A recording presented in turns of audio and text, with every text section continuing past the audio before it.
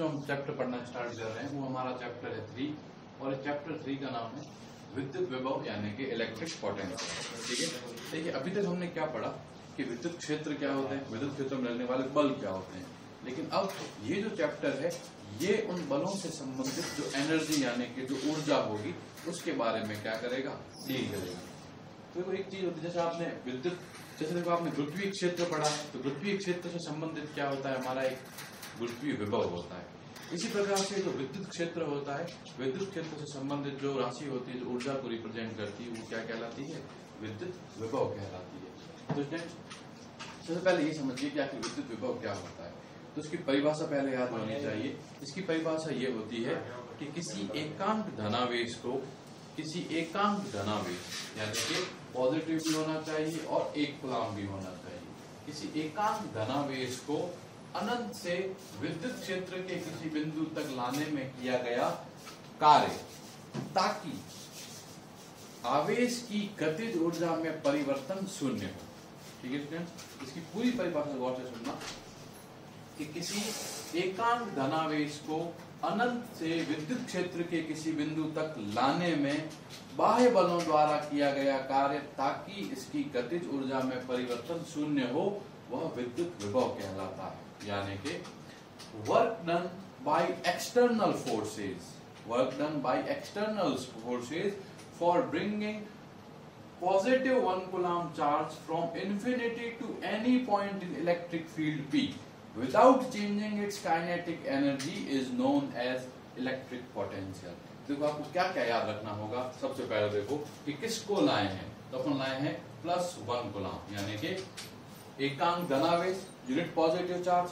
कहां से लाए हैं, इन्फिनिटी से किसी पॉइंट P तक। यस और नो। अब वर्क करा किसने है, देखो तो वर्क जो करा है वो किसने करा है, एक्सटर्नल फोर्स ने।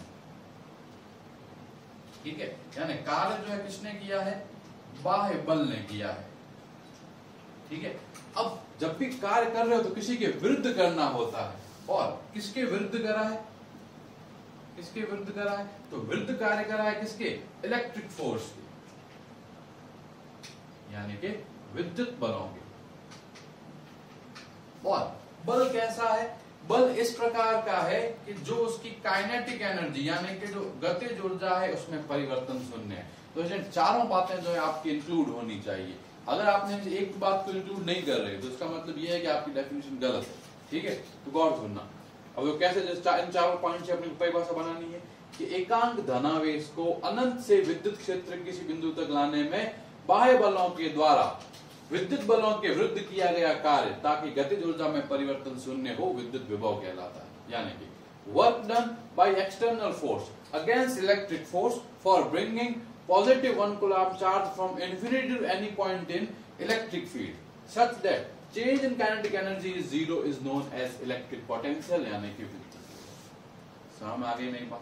तो ये परिभाषा जो है इस तरह से क्या करनी है, याद करनी है। आपको नोट्स में भी इसकी परिभाषा इस तरह से लिखी हुई मिलेगी। ठीक है, अब हम देखते हैं आखिर ये हुआ क्या। तो देखो हुआ क्या कि आपने सबसे पहले तो क्या करा कि वर्क करा। ठीक है, तो देखो एक तरह से पोटेंशियल V होता है, ये क्या होता है, वर्क है, कार्य है। अनंत से आप किसी बिंदु P तक ला रहे हो या किसी दूरी R तक ला रहे हो, अनंत दूरी से बिंदु R दूरी तक ला रहे हो, और अपने को कार्य किसके लिए करना है, एकांक धनावेश के लिए करना है। तो एकांक धनावेश के लिए जब कार्य करें तो क्या कर देंगे अपन, Q का भाग लगा देंगे। समझ आ गई ना ये चीज। ठीक है, तो ये अपनी क्या हो गई, पोटेंशियल की डेफिनेशन हो गई। ठीक है, अब देखो अब क्या हुआ ये, अब अगर अपन यूनिट देखें तो पोटेंशियल क्या हुआ, वर्क, वर्क मतलब क्या हो गया, जूल, और ये क्या हो गया, कूलम्ब। ठीक है स्टूडेंट्स, तो यूनिट क्या हो जाएगी इसकी, जूल प्रति कूलम्ब। और तो जूल प्रति कूलम्ब को अपन जो है क्या बोलेंगे, वोल्ट। ठीक है, ऐसा यूनिट क्या होगी इसकी, जूल प्रति कूलम्ब होगी, लेकिन उसको अपन बोलेंगे क्या, वोल्ट बोलेंगे। अब उसमें इसकी डायमेंशन क्या होगी, वीमा क्या होगी, तो जूल मतलब M/L2 T-2 अपॉन 8, यानी कि M/L2 T-3A-। ये क्या हो गई इसकी वीमा हो गई, ये इसकी क्या हो गई, डायमेंशन हो गई। तो ये तो आपको ऑलरेडी याद ही होगा, उसमें कोई दिक्कत नहीं। ठीक है, अब देखो अब मैं इसे इरेज करता हूं, क्या है ये। ठीक है, अब देखते हैं कि भाई इसकी डेफिनेशन क्या होगी। तो देखो ये तो अपन जो लिखा वो वर्क अपॉन कूलाम है, तो हम देखते हैं ओरिजिनल डेफिनेशन क्या होगी। तो देखो स्टूडेंट्स, देखो जैसे मान लीजिए कि ये एक इलेक्ट्रिक फील्ड है, ठीक है, ये इलेक्ट्रिक फील्ड, इस इलेक्ट्रिक फील्ड के अंदर आपको क्या करना है कि चार्ज को इलेक्ट्रिक फील्ड के बाहर से इस पॉइंट तक यहां तक लाना है। क्योंकि ऐसी कंडीशन में क्या हो रहा है, ऐसी कंडीशन में जो आपका इलेक्ट्रिक फील्ड है भाई, इसको पॉजिटिव चार्ज इलेक्ट्रिक फील्ड पे किधर फोर्स लगाएगा, इधर की तरफ फोर्स लगाएगा, इलेक्ट्रिक फील्ड से क्या जाएगा, रिपेल करेगा, प्रतिकर्षित करेगा। लेकिन आप क्या चाह रहे हो कि इसको इस तरफ विस्थापित करो, यानी आप क्या कर रहे हो, अगेंस्ट वर्क कर रहे हो। आपका जो कार्य है वो विद्युत क्षेत्र के विरुद्ध है, यानी कि इलेक्ट्रिक फील्ड के क्या है, ऑपोजिट है। ऐसी कंडीशन में तो देखो अगर अपन वर्क करेंगे तो वर्क कितना हो जाएगा, वर्क हो जाएगा E इंटू क्यू। देखो E इंटू क्यू जो वर्क हुआ वो किसका हुआ, विद्युत क्षेत्र का वर्क हुआ। लेकिन आप विद्युत क्षेत्र के विरुद्ध कार्य कर रहे हो तो अपन क्या लगा देंगे, माइनस का E इंटू। समझ में? याद रखिए अपने को एक्सटर्नल जो फोर्स है वो कितना कार्य कर रहा है उसको देखना है, यानी कि बाह्य जो बल है वो कितना कार्य कर रहे हैं, तो वो क्या होगा, माइनस का E इंटू क्यू होगा। समझ में आया फ्रेंड्स? यहाँ पे देखो विद्युत क्षेत्र इधर बल लगाएगा, लेकिन आप इसे इस तरफ लाना चाहते हो, यानी आपका जो कार्य होगा वो विद्युत क्षेत्र के क्या होगा, विरुद्ध होगा, यानी विद्युत क्षेत्र के कार्य के क्या होगा, विरुद्ध होगा। ऐसी कंडीशन में E इंटू क्यू जो होगा वो तो सॉरी ये कार्य नहीं हुआ, ये तो बल हुआ, ठीक है। तो विद्युत क्षेत्र में जो बल लगाया ना वो क्या है, ओके, विद्युत क्षेत्र का बल क्या है, E इंटू क्यू, ठीक है। आप पेपर समझ लीजिए, ये जो F है ये क्या है, विद्युत क्षेत्र का बल है, ठीक है, कार्य नहीं था। तो बल है वो कितना है, E इंटू क्यू, ठीक है। अब विद्युत क्षेत्र भी इतना ही बल लगा रहे हो, अब आपको भी कम से कम इतना बल लगाना पड़ेगा ताकि आप क्या करा पाओ, उसे विस्थापित करा पाओ। यानी आपके द्वारा लगाया गया बल भी कितना होगा, एक तरह से E इंटू क्यू ही होगा। हाँ या नहीं, तभी तो अपन क्या कर पाएंगे, इसे बैलेंस रख पाएंगे। जैसे इस पे देखो, इस पे जैसे मान लो mg नीचे की तरफ बल लग रहा है, अब मुझे ऊपर की तरफ विस्थापित करना है तो मुझे कम से कम तो mg बल लगाना ही पड़ेगा। और मैं हमेशा जब इस तरह से विभव की गणना करूंगा तो कम से कम जो कार्य है उसकी गणना करूंगा, तब कम से कम कार्य कब आएगा, तो मैं कम से कम आवश्यक बल लगाऊंगा, ठीक है। अब देखो, अब ये वाला बल जो है आपको भी लगाना पड़ेगा, ये विद्युत क्षेत्र ने भी बल लगाया। अब क्या हो रहा है कि आपका जो विस्थापन है dx वो इस तरफ है, लेकिन जो ये E इंटू क्यू बल लगा रहा है विद्युत क्षेत्र, ये किधर लगा रहा है, इधर लगा रहा है। अपने पास एक्सटर्नल फोर्स तो नहीं होता, अपने पास तो यही होता है कि विद्युत क्षेत्र कितना बल लगा रहा है, विद्युत क्षेत्र कितना बल लगा रहा है, E इंटू क्यू। आप विस्थापन किस तरफ कर रहे हो, इस तरफ, यानी इस तरफ तो विद्युत क्षेत्र का बल है, इस तरफ आप क्या कर रहे हो, कोई भी विस्थापन dx कर रहे हो। आ गई नई बात समझ में, ठीक है। तो स्टूडेंट्स आपने जो इस dx विस्थापन में जो कार्य करा, जो dx विस्थापन में जो आपने कार्य करा, इसको अपन क्या बोल देंगे, dw। ये किसके इक्वल हो जाएगा स्टूडेंट्स, dw की वैल्यू ये हो जाएगी इंटीग्रेशन, सॉरी dw है इंटीग्रेशन नहीं, dw क्या हो जाएगा, f इंटू dx। लेकिन देखो कार्य और विस्थापन एक दूसरे के विपरीत है तो अपन क्या लगा देंगे, माइनस लगा देंगे, ठीक है। अब मुझे क्या पता है कि अगर मेरा v जो है वो w अपॉन q है तो मेरा dv जो है वो किसके बराबर हो जाएगा, dw अपॉन q।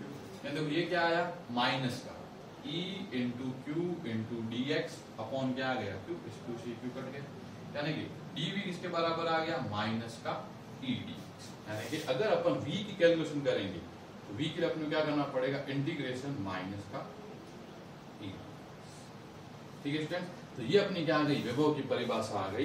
विभव क्या हुआ, माइनस का इंटीग्रेशन ऑफ ई dx, और कहां से कहां तक, अनंत से लेके r, ठीक है। आप जिस बिंदु का आप निकालना चाहते हो विभव, वहां तक क्या करना पड़ेगा आपको, अनंत से लेकर उस बिंदु तक इंटीग्रेशन करना पड़ेगा विद्युत क्षेत्र का।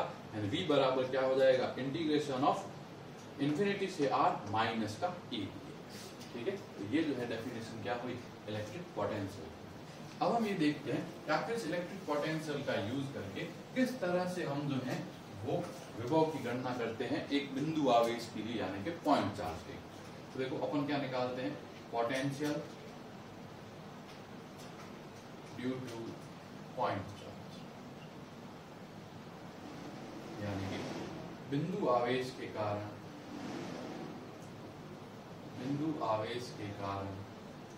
विभव। देखो स्टूडेंट्स ये हमारा एक Q चार्ज है, इस Q चार्ज से यहाँ पर एक P पॉइंट है जो कि R डिस्टेंस पर है। हमें क्या करना है, इस P पॉइंट पर R डिस्टेंस पर, क्या जो Q से R डिस्टेंस पर है, यहाँ हमें विभव की गणना करनी है।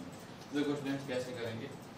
सबसे पहले विभव की परिभाषा लिख दो। ये क्या हुआ, माइनस का इन्फिनिटी से E, फिर ये क्या हो गया dx, ठीक है। और कहां से कहां तक, अनंत। अनंत पहले अनंत दूरी पर था, अब कितनी दूरी पर लाना है अपने को, r, यही हो गया। अब E, तो आप पहले क्या करो कि इस Q से कोई भी x दूरी पर, ठीक है, x दूरी पर अपन ने कितना विस्थापन करा है dx, तो देखो x दूरी पर जो विद्युत क्षेत्र होगा E, ये कितना होगा kq बटा x स्क्वायर, यही होगा। अब देखो यहाँ पर अपन dx कर रहे हैं तो यहाँ अपने को x लेना पड़ेगा विद्युत क्षेत्र के फॉर्मूले में भी, ठीक है। तो देखो v का क्या मान आ गया, माइनस का अनंत से लेके आ, ये हुआ kq बटा x स्क्वायर, हो गया ये, ठीक है। बस आप बाहर निकाल दीजिए v क्या आ गया, माइनस का kq, तो देखो ये क्या आ गया x टू द पावर -2 और ये आ गया dx, ठीक है। इसी का हमें इंटीग्रेशन करना है अनंत से लेके आपको, तो आप क्या करिए इसका इंटीग्रेशन कर दीजिए। देखो जब भी x की घात n होती है तो इसका इंटीग्रेशन क्या होता है, n+1 बटा n+1, ये आप जरूर देख रखा होगा। तो ये क्या हो गया x to the power -2 + 1 upon minus का 2 + 1, कहां से कहां तक, अनंत से। क्लियर हुआ यहाँ तक, ठीक है। अब आप क्या करिए, पुट करिए v बराबर माइनस का kq, ठीक है। -2 + 1 क्या हो जाएगा, -2 + 1 क्या हो जाएगा, माइनस का, यानी ये क्या हो गया x टू दी घात -1 बटा -1 कहां से कहां तक, अनंत से लेकर, ये माइनस के साथ प्लस हो गया, यानी ये क्या हुआ kq, और ये क्या हो गया 1 बटा x, कहां से कहां तक, अनंत से लेकर, यानी v क्या आ गया kq, तो ये हुआ 1 बटा r माइनस 1 बटा अनंत, 1 बटा अनंत का मान क्या हो गया 0, यानी विभव v का मान किसके बराबर आ गया, kq बटा r। इसका मतलब क्या हुआ, कोई भी जो बिंदु आवेश है q, उस बिंदु आवेश q से r दूरी पर विभव का मान किसके बराबर होता है, kq अपॉन r के बराबर होता है। तो इसमें ये चीजें हमने क्या देखी, विद्युत विभव के बारे में देखी, और ये इस तरह से। अब हमें क्या है कि v जो है वो r के क्या है, व्युत्क्रमानुपाती है, ठीक है। यानी कि बिंदु आवेश के कारण विभव और दूरी के मध्य का ग्राफ कैसा होगा, ऐसा, जैसे जैसे दूरी बढ़ेगी वैसे वैसे विभव क्या हो जाएगा, कम, ठीक है। ये बात आपको यहाँ तक याद रखनी, ठीक है। चलिए नेक्स्ट लेक्चर हम देखेंगे कि जो है अलग अलग आवेश निकायों के कारण किस तरह से हम विद्युत विभव की गणना करते हैं, ठीक है। हाँ, लास्ट में आप एक बात याद रखना कि विद्युत विभव है, तो विद्युत विभव एक तरह से क्या है, कार्य है। तो कार्य कैसी राशि होती है, अदिश राशि होती है, तो विद्युत विभव भी कैसी राशि होगी, अदिश राशि।